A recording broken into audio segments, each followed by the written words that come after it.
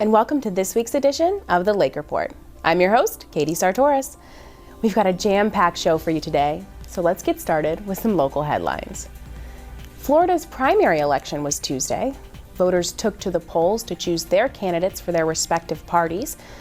Former Florida Governor Charlie Crist won his Democratic primary and will now face current Governor Ron DeSantis in the general election. And in the Republican primary for the 11th Congressional District, which includes parts of Lake County, incumbent Daniel Webster beat Laura Loomer, advancing to the general to face Democrat Shantae Munns. The primary also featured some nonpartisan races. Locally, Lake County School Board Chair Stephanie Luke won re-election to her District 5 seat, and incumbent Tyler Brandyberg and Jim Miller were the top vote earners in the District 2 race and will advance to the November election. Berry Park, located here in Leesburg, is up for a big award, a $75,000 refresh. It's in the running for the Niagara and National Recreation and Park Association's Perk Your Park contest. But it can't happen without your help. You can vote for the park once a day on niagaraperkyourpark.com/parks/berry-park. The Father's House Church has raised money to provide bulletproof vests for local K-9 officers, including some with the Leesburg Police Department. In total, the church raised $10,472 for 10 vests, as well as treats for their dogs and handlers. The church will be presenting the dogs with their new vests at 9 and 11 a.m. September 11th at the church, which is located at 2301 South Street in Leesburg. Lake County Commissioner Doug Shields recently won 2 gold medals at the United States Rowing Association's Masters National Championships. Shields is one part of a 4-man team that took home the gold in their age bracket, 27 and older. His team members are Mark Van Treese and brothers Bill and Dan Van Dresser. Shields said their success is partly due to local recreation assets. Leesburg's Water Plant Operations Division has received the 2021 Drinking Water Plant Operations Excellence Award from the Florida Department of Environmental Protection. The award was presented to the Plantation Facility for outstanding treatment plant operations, maintenance, and compliance. It also recognizes the staff's commitment to excellence in management through dedicated professionalism. High school construction academies all across Lake County are breaking ground on new homes students will build in partnership with Habitat for Humanity. South Lake High School's academy broke ground this week, and Eustis's academy's groundbreaking is set for September 16th. On Wednesday, Leesburg High School's academy celebrated its groundbreaking with its partner Romac Building Supply. Don Magruder, CEO of Romac, joins us now with the report. I'm Don Magruder, and we're on East Main Street in the heart of Leesburg, Florida, for another groundbreaking ceremony. Hey, what do you say? Orange and black, orange and black. What a great day to be a Yellow Jacket, right? Each and every Habitat family has their own journey. They're coming from their own destination, but ultimately the goal is to get them into a position of stability through their housing opportunity. Anytime anybody tells you anything bad about Leesburg, tell them about this because this is what makes Leesburg strong. Congratulations, everybody. These students are going to be able to learn not only the soft skills of collaboration and teamwork, but also being able to develop those skills to go out and get great jobs in this industry that's going to afford them opportunities far beyond high school. So we're excited for what this means to them and to the family that's going to be moving into this home in a few months. It's always great to see infield lots become a new home, especially when you see the families who are going to participate in the process, the children who are learning, the students who are learning how to build houses, getting a valuable skill that's going to help them in life. Housing is a great detriment to our city. We need housing for our families. It gives security, it gives warmth, and it also sets up generational wealth. Oh man, I was not expecting any of this. I rode by and I was in total shock. I got big time butterflies. I was thinking it was gonna be something just small and minute, but I'm super overjoyed meeting everyone, seeing everyone. It's been awesome. This is our 4th groundbreaking ceremony with Habitat for Humanity and our Construction Academy, and I could not be prouder. Every year, it just keeps growing and we keep getting more support from our cities. I joined to get a better understanding of how houses are built and how everything works, and also get a better understanding of how I could help people with what I build and how I build it. I didn't know that, I knew we were gonna be building a house for a family, but seeing the family, actually gave me more motivation, work harder and stuff. Be sure to join us all year for a new season of Leesburg Academy Builders right here on Lakefront TV. Thanks, Don. What an awesome program. By the way, be sure to stay tuned to Lakefront TV. This fall, we will be following this dream team of students. It's all part of our brand new season of the Leesburg Builders Academy, here only on Lakefront TV. Earlier this month, one of the Duke Energy substations servicing Leesburg Electric customers was damaged, causing a power outage for a good part of the city. The electric department, working with other agencies, got power restored in what felt like record time. I checked in with them to talk about how they did it. Let's take a look. On August 2nd, the city's East substation suffered a catastrophic event, maybe a lightning strike, and caught fire, knocking out power to more than 13,000 Leesburg Electric customers around 7:30 p.m. Crews worked through the night to restore power. Photos and videos captured the damage the substation took that night and circulated on social media. As a Leesburgian myself, I saw them and thought, we're in for a long, hot night. But my power was restored about 2 hours later, just before 10 p.m. In the August heat, I was grateful that my air conditioning was back up and running and I could get a good night's sleep. But I wondered, how did they restore power so fast? And today we're at the electric department, checking in with the team that helped get my AC working again.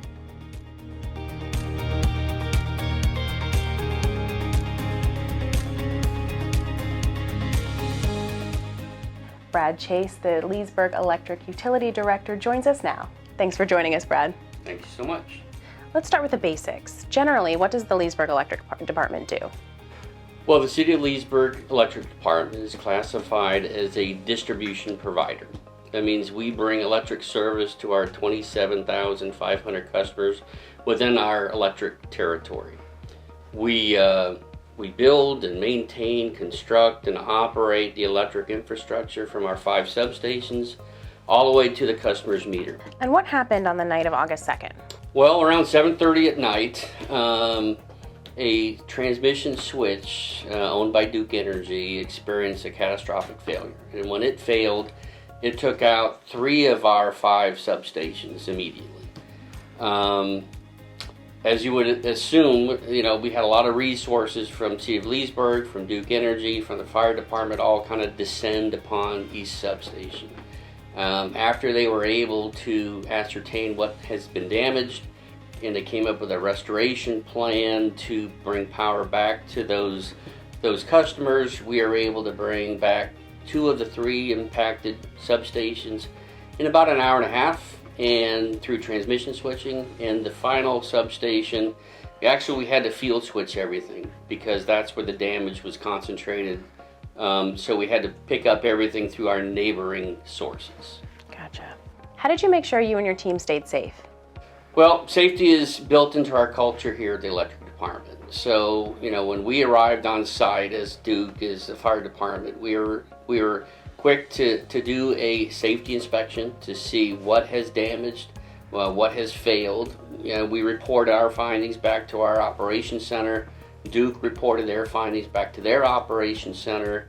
The collaboration between Duke and the city of Leesburg, we were able to share information and come up with a restoration plan that was then kind of pushed down to all of the distribution field personnel to go out and start putting customers back into power. Brad, thank you for meeting with us today. My pleasure. All right.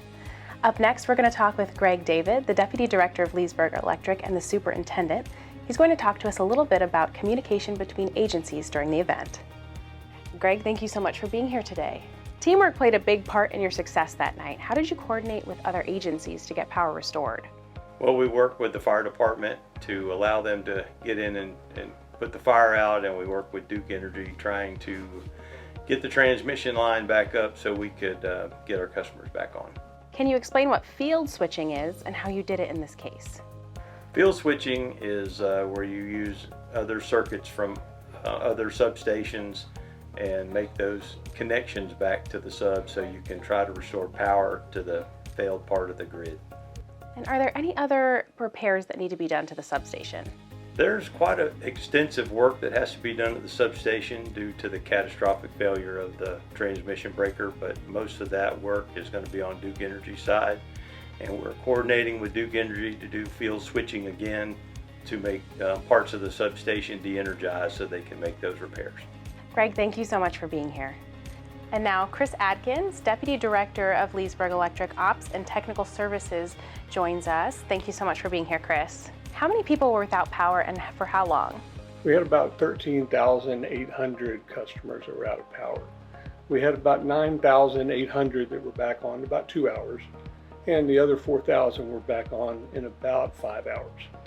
Can you walk me through how you decided what needed to be done to restore power and how you executed that plan? Well, it was a couple things that went on. Because we get our power from Duke Energy Transmission, because that power coming into our substations was down, we first had to help Duke Energy and coordinate with them and communicate with them about how they could isolate their equipment that was damaged, and then also to restore the power to our substations. I talked with Greg a little bit ago about teamwork. Can you elaborate on how you communicated with other agencies to get the power restored? Communication and coordination in the electrical industry is really important. It keeps everybody safe, keeps the line workers safe, as well as the public. So for communication, we have an operations center here, and Duke Energy also has an operations center, and we have direct lines of communication, both Duke to us and us to Duke, and we're able to talk with them about what's going on. And part of that communication helps us to restore it in efficiently and as quickly as we can, and also keep everybody safe. Chris, thanks again for joining us, and thanks for your quick work on a hot August night. Thank you. To report an electric outage or leave a message concerning your outage, please call 1-833-223-1313. And to view the City of Leesburg's electric outage map, please visit the city's website at leesburgflorida.gov. Did you know the Leesburg Electric Department has been servicing customers in Leesburg, Fruitland Park, and the surrounding areas since 1924? A special thank you to the entire electric team for all you do. To report an outage or electrical emergency, call 1-833-223-1313. Don't touch that dial. When we come back, Leesburg High Principal Mike Randolph joins us for an interview.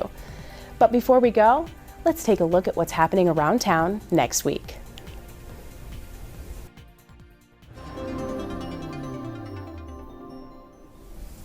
Welcome back. We hope you're enjoying this week's edition of the Lake Report. We're proud to be your source for what's going on in our community.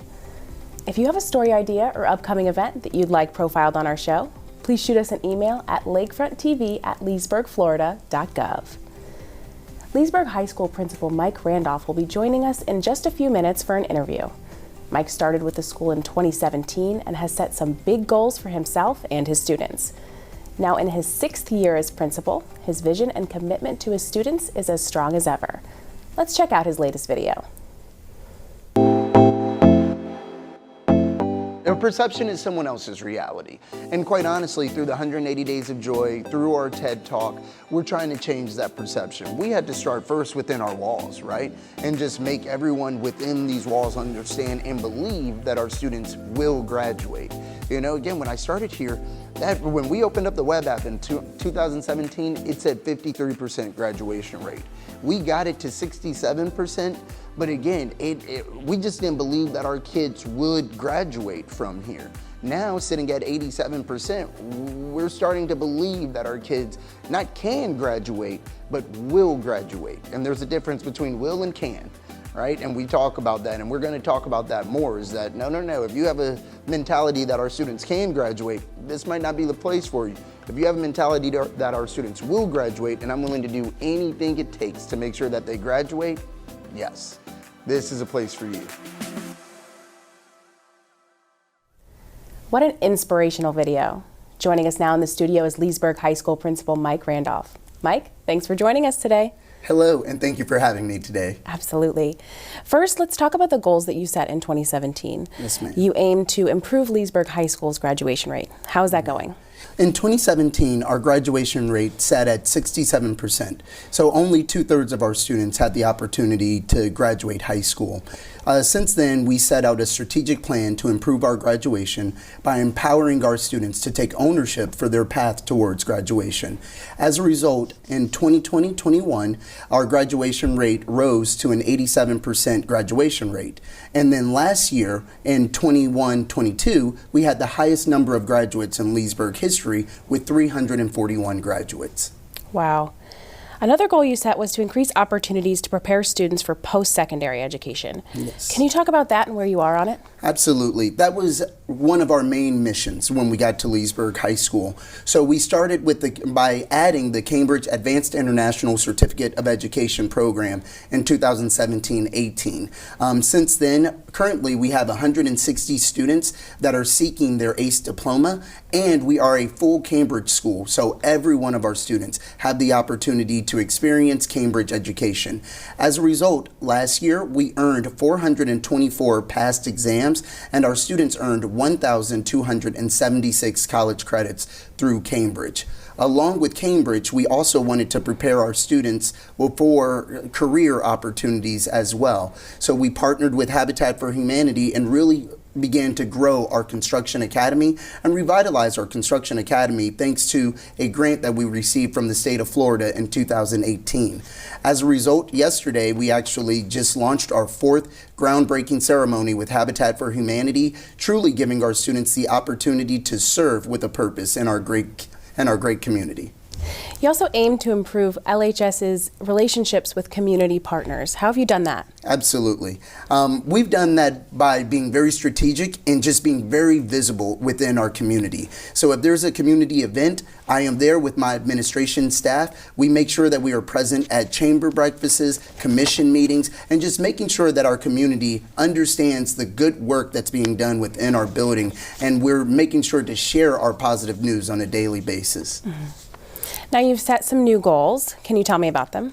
Absolutely. Part of our next 5-year strategic plan is to make sure that we provide educational experiences for all students to engage in college visits, career-themed visits, and military visits. Along with that, we want to create a method for reaching and sustaining a 90% graduation rate. We believe we're close to it from the 2021-2022 metric with 341 graduates, but we're still waiting to see that final graduation percentage. But regardless, we want to make sure that we create a system to sustain that academic success. And third, we want to make sure that we create a support system to provide real-time support for all of our students academically, emotionally, and socially, especially as we come back from COVID. Right, right. And how do you plan to increase students' exposure to more post-secondary education options as well as career options? Absolutely. We are reinvesting in our students by taking the funds that we earn from Cambridge and the funds that we receive from our great community partners, and we're turning those into college visits. For example, at the beginning of September, we will have our first Cambridge ACE capstone trip where our seniors are going to Washington, D.C., where they are experiencing 4 colleges and universities while visiting the Capitol and other monuments as well. We are looking at making that an annual trip for our students. We also met with Sergeant Ham from the Marines, and we're looking at planning a military-based exposure experience for our students, where we're looking to go to a full-fledged military base in either Tampa or Jacksonville and experience a full day of what it would be like to be a soldier or a Marine. Wow, that's amazing. As you said earlier, you've made some huge strides when it comes to Leesburg High School's graduation rate. How do you plan to sustain it when you do hit 90%? Absolutely. Our goal is to continue empowering our students by making sure that they know exactly what they need in order to graduate and knowing where they are in their journey towards graduation. We understand that our goal at Leesburg High School is to be the best option for our students within our community, so we want to make sure that we have elite programs and elite opportunities for our students to engage in while they're earlier, at Leesburg High School. So along with our CTE programs, and we're proud to announce that we are partnering with Embry-Riddle University and launching an aeronautical science program for the students of Leesburg High School. That's just another way to have our students engaged in the learning going on. Right. In terms of student support, what's your plan to create more support systems for your students? Absolutely. We've been very fortunate to partner with the Church of the Lakes, and we've created The Rock, which is so much more than a food and clothing shelter for our students. But it's an opportunity for our students to seek refuge and make sure that they have all of the supplies needed for success while they're at Leesburg High School. Our goal is to grow our Rock into a second Rock as well, so that we can provide our students with opportunities during lunch to have an opportunity to separate themselves and receive counseling and receive mentoring from other outside agencies and from outside community leaders as well. Our goal is to partner with our community to make sure that our students have everything that they need emotionally, socially, and academically. Mike, it is so clear you're passionate about your work. Yes, ma'am. What drives you? The belief in our students. I believe every student deserves the opportunity to have the experience of a high quality education. And I was fortunate to have teachers believe in me throughout my high school journey. Unfortunately, I went to 4 different high schools in 2 different states, but all along my journey, I had teachers that believed in me, believed that I could go to university, and because of their push, I'm where I am today. So my goal is to pay it forward to our students and to make sure that they know that I believe in them and that our community believes in them. That's amazing. Mike, thank you so much for being here today. Yes, ma'am. Thank you so much for having me, and go Jackets. Go Jackets. When we come back, we take a tour of downtown Leesburg's newest business, the Rich Hippie.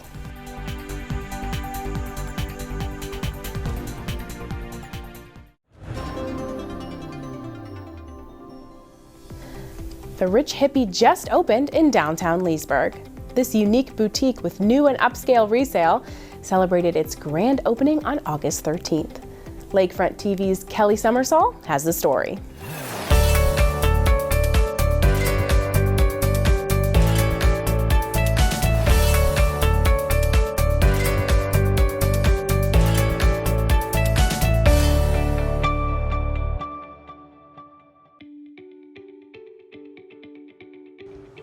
Hi, I'm Kelly Summersall from Lakefront TV, here in downtown Leesburg. I'm here for the grand opening of the Rich Hippie. Let's go inside and see what we can uncover.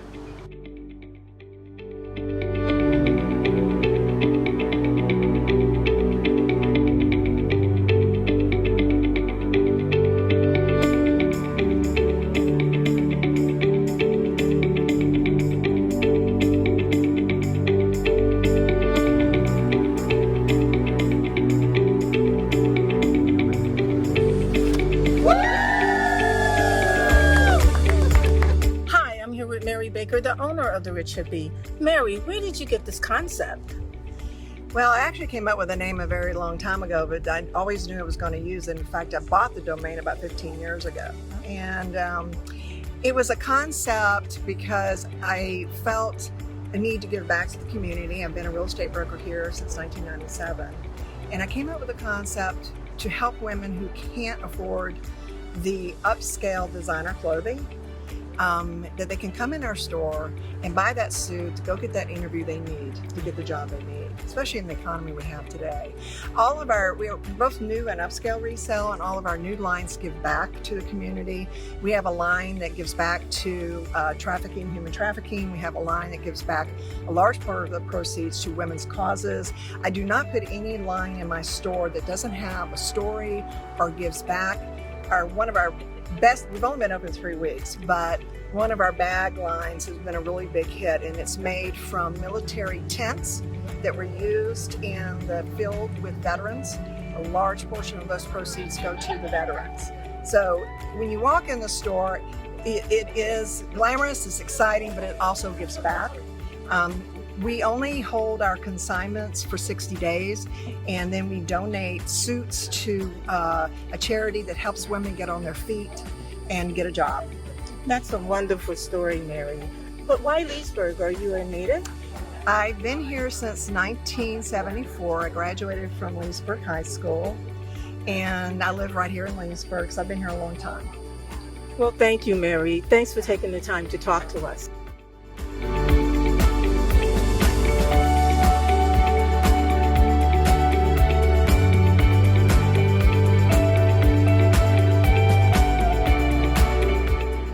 We're here with Joni Smalley from the Leesburg Partnership. Could you give me a perspective?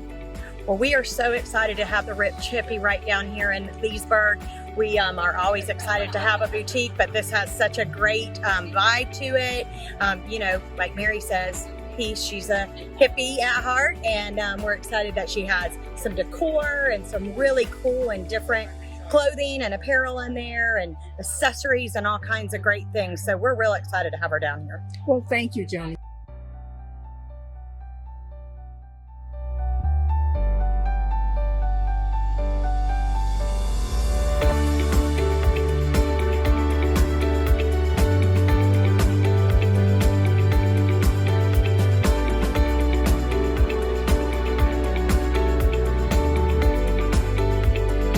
So Gail, tell me what you saw here today that you really liked. I think the jewelry is really fun, and the accessories, the purses, the clothes are really fun, and as a professional it's nice to go and you can pick out something professional and then fun also. So Mary's going to do really well here. I think you're right. Yeah, she's picked out some great merchandise. Hi, what did you guys think about today? I think they had a great turnout, and I think the items in there are just great. I'll be back. That's good to hear. I love your outfit. And Bill, what did you think? I think it's all her, not for me. You're just being the dutiful husband? Absolutely. That's a good thing. I'll send you my husband. Okay.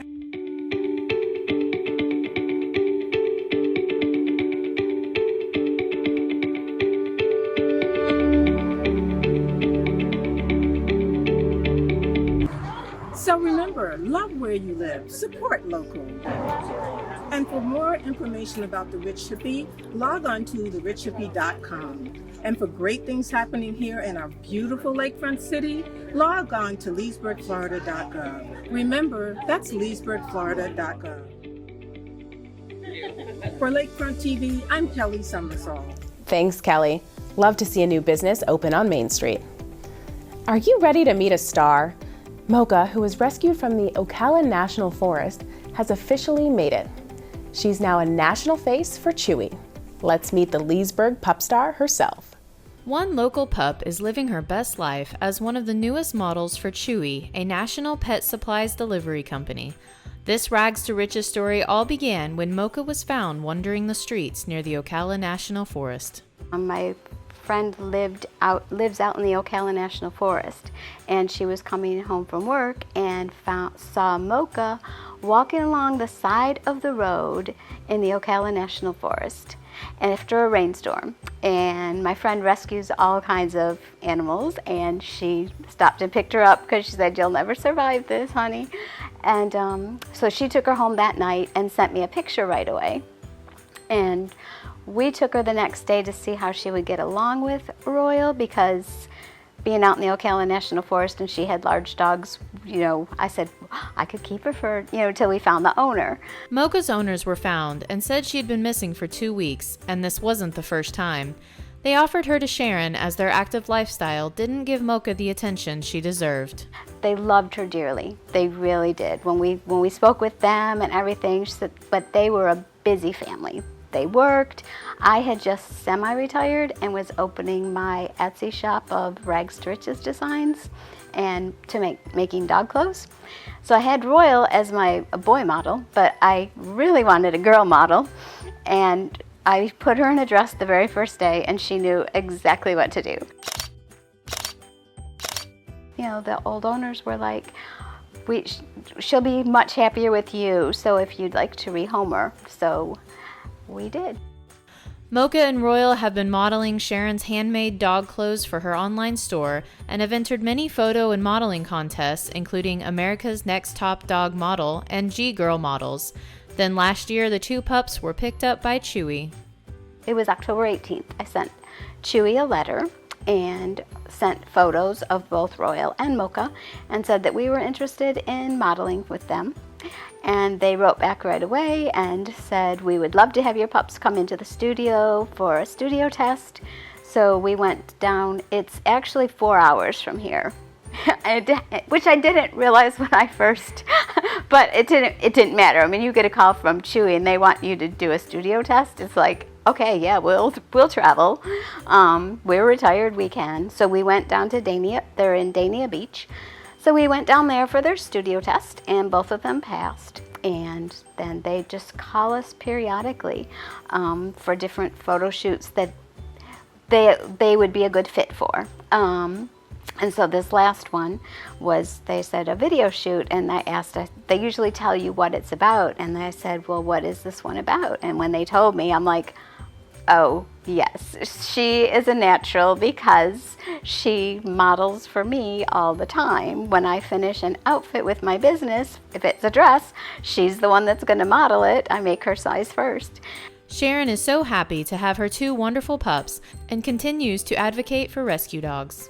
The main reason that it's so exciting to me is because they were both rescues. I mean, you take Mocha, found walking along the side of the road in the Ocala National Forest, and she's our pup star. I mean, rescues, because we do a lot to support rescues, rescue dogs are amazing. They are capable of such amazing things. And so I think that's what really keeps driving me. I mean, it is a busy life, but it's just so much fun, and she enjoys it. If they didn't enjoy it, I wouldn't do it. I'm not out to make money on my dogs. I'm out to support rescues, and I'm out to show the world what rescue dogs are able to do. Reporting for Lakefront TV, I'm Cindy Peterson.